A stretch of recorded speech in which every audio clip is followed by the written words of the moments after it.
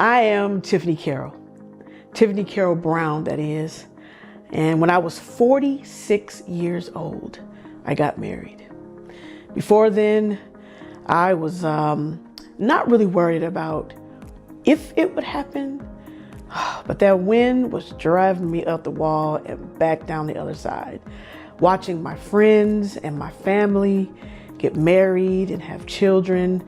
It was a lot of days and a lot of nights that were very daunting, but in my nowhere, deep in my nowhere, I knew that it would happen for me. So until then, I decided to develop my faith, to develop my relationship with the Lord in such a way that I would not be moved in what I believed God was going to do for me. When I was a kid, my mom, she taught me how to cook, and every time she taught me, she would say, "You're going to make this meal for your family one day."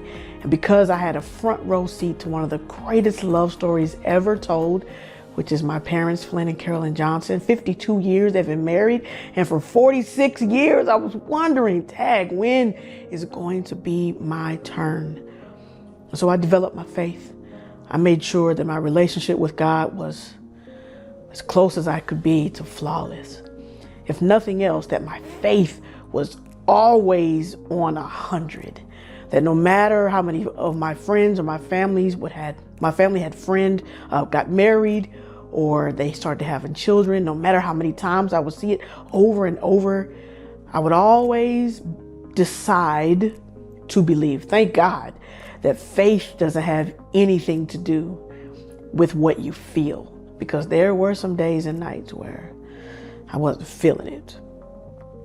But you know what? I lived the life of my dreams. I traveled the world. I made some really, really great, deep, long-lasting friends. I lost some.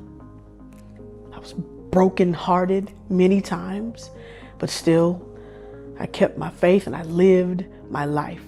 Probably about 5 or 6 of the continents I've been on. And I decided I wasn't going to wait until I got married to live my favorite, my best, my greatest life.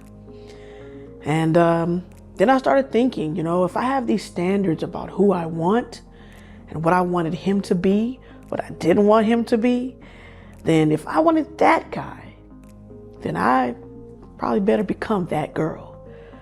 So I decided to make sure that my faith, my relationship with my family, my fitness, man, you have no idea how many things I've done and been working on my body. I'm about 184 pounds down at this point.